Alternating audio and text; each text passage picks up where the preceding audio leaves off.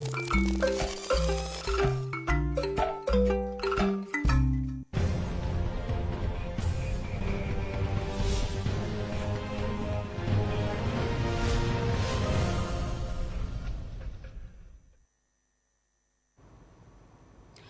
sommaire de cette édition, bataillon du génie militaire, le lieutenant-colonel Michael Tchandra-Birgo prend le commandement. En effet, le lieutenant-colonel Yoni Gislain Nategwende a passé le commandement du bataillon du génie militaire au lieutenant-colonel Michael Tchandra-Birgo, nommé le 1er avril 2026. La cérémonie s'est tenue sous la présidence du colonel Basenga Bapio Narcisse, commandant du groupement central des armées, à suivre dans ce journal. Et puis, qui de Priva, Rayman et Mistania va remporter la 24e édition des Koundé d'Or le vendredi 8 mai 2026 à la salle des banquets de Ouaga 2000. Le commissariat général des Koundé a dévoilé ce matin la liste des nominés. La conférence à suivre dans ce journal. Mesdames et messieurs, bonsoir et bienvenue à ce rendez-vous consacré à l'actualité sur Savan TV. Le bataillon du génie militaire des forces armées nationales a officiellement un nouveau commandant. Le lieutenant-colonel Michael Tchandra-Birgo a été installé dans ses fonctions ce jeudi matin à Ouagadougou à la faveur d'une cérémonie marquant la passation de commandement avec son prédécesseur, le lieutenant-colonel Yoni Gislain Nategwende. Plus de précisions avec notre reporter Issa Oumarati. Nommé le 1er avril dernier, le nouvel officier supérieur arrive à la tête de cette unité stratégique avec un parcours académique et professionnel particulièrement solide. Ancien élève du Prytanée militaire de Kadiogo, le lieutenant-colonel Michael Tchandra-Birgo s'est distingué très tôt par son engagement et sa rigueur. Sa formation s'est poursuivie à l'international, notamment à l'école spéciale militaire de Saint-Cyr en France, l'une des institutions militaires les plus prestigieuses au monde. Il a également renforcé ses compétences stratégiques à l'école de guerre en Allemagne avant d'obtenir un Master 2 en management, consolidant ainsi son profil d'officier à la fois opérationnel et gestionnaire. Au fil de sa carrière, le lieutenant-colonel Michael Tchandra-Birgo a occupé plusieurs postes de responsabilité. Il a notamment servi comme directeur de l'école technique du génie, contribuant à la formation de nouvelles générations de spécialistes du génie militaire. Il a également exercé en tant que chef de service logistique une fonction clé dans le soutien des opérations sur le terrain. Reconnu pour son expertise technique et sa connaissance approfondie des opérations, il est également apprécié pour son sens du commandement et sa capacité à mobiliser les équipes dans les contextes souvent exigeants. Son engagement au service de la nation lui a valu plusieurs distinctions honorifiques, dont celle de chevalier de l'ordre de l'Étalon, l'une des plus hautes reconnaissances nationales. À la tête du bataillon du génie militaire, le nouveau commandant aura pour mission de renforcer les capacités opérationnelles de son unité, essentiel dans les missions d'appui aux forces combattantes. Le génie militaire joue en effet un rôle crucial, notamment dans la construction et la réhabilitation des infrastructures, les déminages, ainsi que l'appui logistique en zone d'opération. Cette prise de commandement s'inscrit ainsi dans une dynamique de continuité et de renforcement des capacités des forces armées nationales engagées dans la lutte pour la stabilité et la sécurité du Burkina Faso. Après donc le bataillon du génie militaire, nous parlons cette fois-ci de la direction générale des douanes qui a présenté ce matin des produits frauduleux de 3 semaines. Le coût total de ces produits frauduleux s'élève à 624 millions de francs CFA. La présentation de ces produits frauduleux a eu lieu ce matin à la direction générale des douanes à Ouagadougou. Retour justement sur cette présentation avec Pakisba Mariam Ouitraogo. 19 000 litres d'huile alimentaire, plus de 46 000 litres d'huile lubrifiant, des pâtes alimentaires, des conserves de tomates, du sucre, des boissons, de la cigarette et du mercure ont été saisis par la douane. Les opérations ont eu lieu du 20 mars au 5 avril dernier. Nous avons pu intercepter des marchandises de fraude. Des importations qui ont été faites en dehors donc, du bureau avec un volume très important en l'espace donc, de 3 semaines. La valeur totale de ces importations frauduleuses en l'espace de 3 semaines s'élève à plus de 624 millions de francs CFA. Et cela concerne plusieurs catégories de marchandises. La marchandise la plus répandue dans cette période, c'est particulièrement le sucre qui a été saisi. Le sucre, nous avons saisi plus de 100 tonnes de sucre en l'espace de 3 semaines. Le sucre saisi sera remis à la société sucrière de la Comoé, SN Sosico. Son directeur général Diakari Diawatara Emma rassure que ce sucre sera soumis à des tests avant d'être remis sur le marché. C'est de rassurer la population que la Sosico ne mettra jamais du sucre malpropre à leur disposition.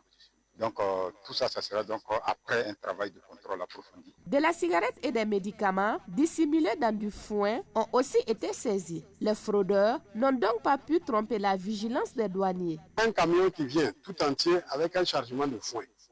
Vous ne pouvez pas vous imaginer que dans les sacs de foin, voilà, il y a de la cigarette, voilà, ou des médicaments. Vous voyez. Hein? Vous avez beau sonder quelques sacs, si ces sacs-là se trouvent au fond, vous ne pouvez pas découvrir. Voilà, donc c'est en insistant et en amenant, puisque nous étions sûrs de notre coup, on l'a amené en brigade, on a déchargé, et c'est, voilà, en fouillant de fond en comble qu'on a pu retrouver la cigarette et des médicaments. Du mercure ont été saisis pendant cette opération dénommée Opération Intégrité du marché. Il est arrivé en frontière, il a déclaré pour le transit d'un autre pays. C'est-à-dire que le Burkina, c'est pour traverser. Mais il devait décharger ça ici. Il n'a pas déclaré. Et quand il est arrivé au contrôle, les agents ont posé la question, qu'avez-vous à déclarer? Il dit qu'il n'a rien, hormis son sac et les quelques ananas qu'il a. Effectivement, il n'y avait rien d'autre hormis les ananas et puis son sac de voyage n'avait rien. Donc il a fallu une fouille minutieuse pour pouvoir retrouver les bonbonnes au nombre de 5. Chaque bonbonne pèse 36 kg 40 choses. Voilà. Donc il avait pris le soin de dissimuler ça derrière les chairs. Et nous avons en face de nous des bonbonnes de mercure, dont la bonbonne coûte 12 millions. Donc les 5 la font 60. Les fraudeurs interpellés se sont fondus en excuses pendant la présentation des produits saisis. Ils ont profité d'appeler les commerçants à se départir des pratiques frauduleuses qui jouent négativement sur l'économie burkinabé. Eh bien, contrôle routier, on en parle également dans l'actualité de ce soir. Des acteurs de contrôle routier sont en atelier sur l'immatriculation WWW. C'est un système d'immatriculation provisoire des engins délivrés en attendant en tout cas l'immatriculation définitive.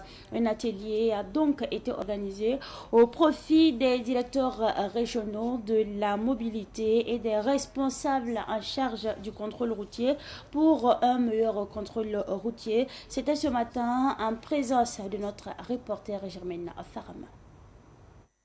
Tout engin motorisé à 2, 3 et 4 roues mis en circulation doit avoir une immatriculation provisoire W ou 2W. Un système routier lancé le 10 octobre 2023 et qui permet aux véhicules en situation de transit, d'essais techniques ou en entente d'immatriculation définitive de circuler librement. Et c'est pour justement rendre efficace et performant ce système que les acteurs routiers sont outillés à travers cet atelier de renforcement de capacité. Cet atelier donc a pour objectif de consolider les connaissances dans la mise en œuvre du système, lever les appréhensions, mais également c'est de voir quelles sont les difficultés rencontrées puisque la mise en œuvre pour la généralisation à tout type d'engins roulants au Burkina Faso a été fixée au 1er janvier 2026. Il était bon, après un trimestre de mise en œuvre également, que nous puissions échanger sur les éventuelles difficultés, échanger ensemble pour voir quelles pourraient être les mesures correctrices et également faire des recommandations pour permettre d'avoir une efficacité dans la mise en œuvre du système d'immatriculation provisoire. Le système d'immatriculation provisoire des véhicules W et 2W, assuré par Supernet Technology Holding, participe à l'identification des véhicules. Il est aussi perçu comme un système fondamental dans la sécurisation routière en luttant contre les infractions, les pratiques frauduleuses et la menace sécuritaire. Et l'immatriculation a pour rôle justement de contribuer à la lutte contre les menaces en matière sécuritaire. C'est vrai, ça garantit sur le plan de la sécurité routière, mais également ça contribue à la promotion d'une manière générale de la sécurité nationale. Donc c'est ainsi que nous invitons l'ensemble des acteurs ici présents. Nous avons les structures régionales de la mobilité, nous avons également les structures centrales, mais nous avons également les acteurs en charge du contrôle routier qui ont été invités, parce que c'est eux qui sont sur le terrain pour assurer le contrôle de la mise en application du système. Il était bon effectivement qu'avec eux qui sont sur le terrain, ce à quoi ils sont confrontés, que nous puissions tirer le maximum de leçons et que nous puissions faire des recommandations précises pour une mise en œuvre efficace de notre système. Au cours de cet atelier, les acteurs de contrôle routier sont outillés sur la réglementation en matière d'immatriculation des engins roulants, le fonctionnement du dispositif de l'immatriculation dans les séries provisoires W et 2W, son authentification et sa vérification, et les modalités du contrôle routier.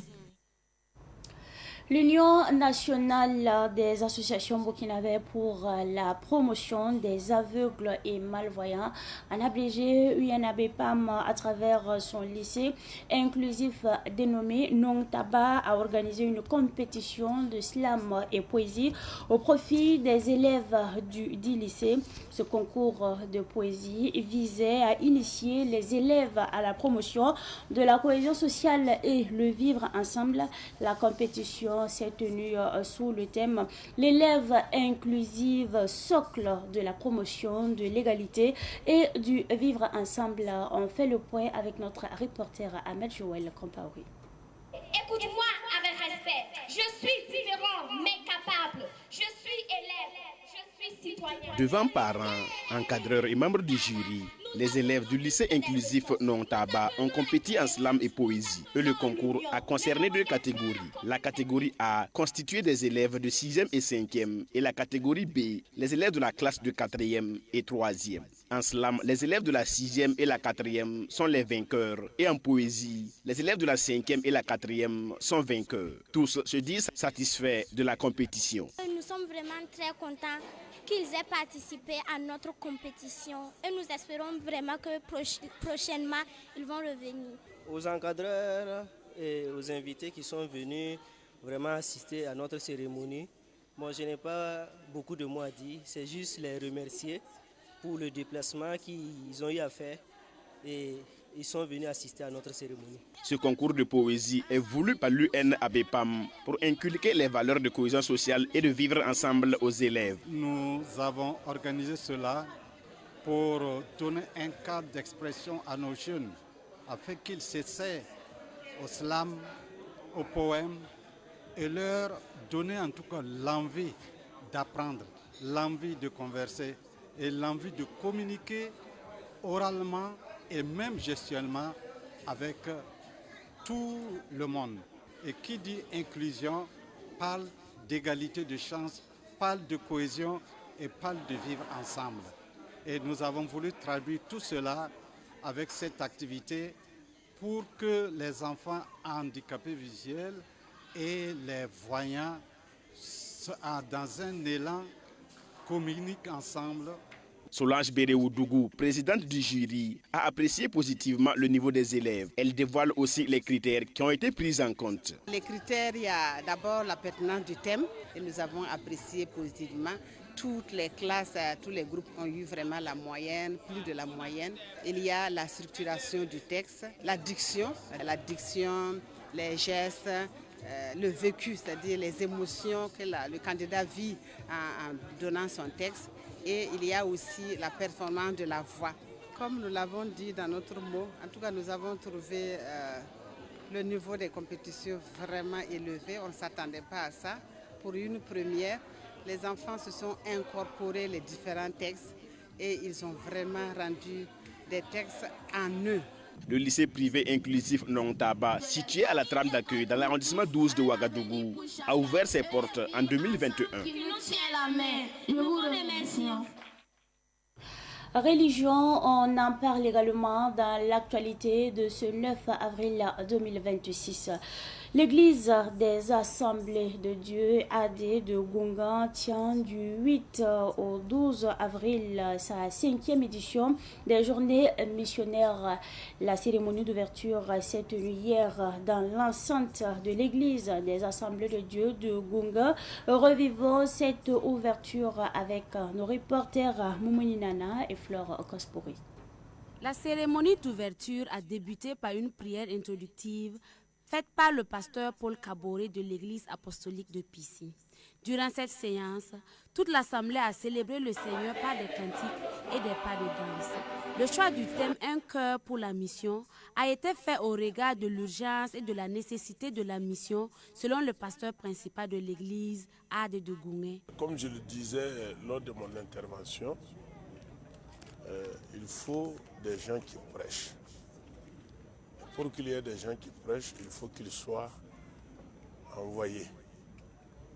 Et notre vision et notre objectif, au travers de ce thème, Un cœur pour la mission, c'est de faire comprendre l'urgence de la mission et la nécessité pour tout chrétien, pour tout disciple de Jésus-Christ de s'engager pour proclamer la bonne nouvelle à tous ceux qui ne l'ont pas encore entendu.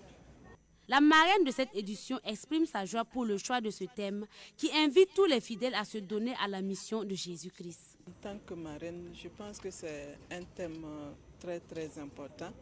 Le thème « Me voici, envoie-moi », c'est une invite à chaque personne de se disposer pour aller dans le champ missionnaire.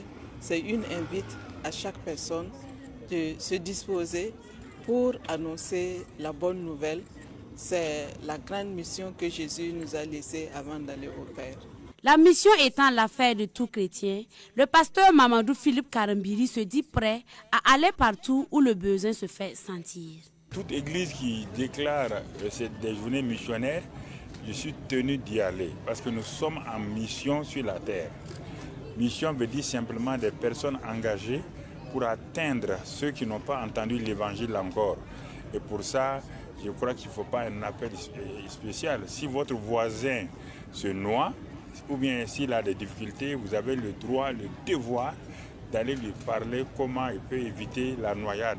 C'est ça que nous faisons et nous le faisons par amour. Et je crois que l'église de Gungan, depuis 10 ans, se sont mis dans ça. Quand ils m'ont invité la première fois, j'étais étonné. Mais quand je suis venu, j'ai vu vraiment qu'ils sont engagés et aujourd'hui, je les suis, je les soutiens. Durant ces journées missionnaires qui prennent fin le 12 avril prochain, plusieurs activités sont prévues telles que des séances d'enseignement, des partages d'expériences, un téléthon et bien d'autres.